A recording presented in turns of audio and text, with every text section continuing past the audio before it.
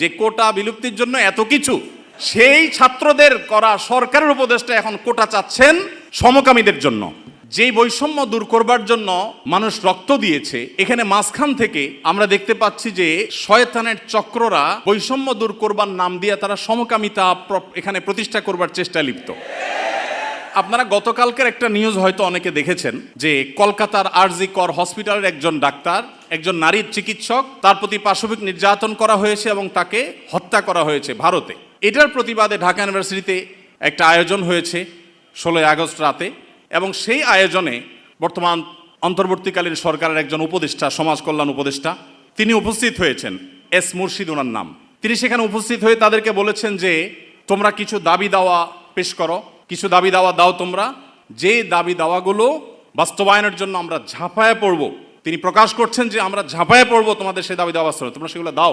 দাবি দাওয়া তো রেডি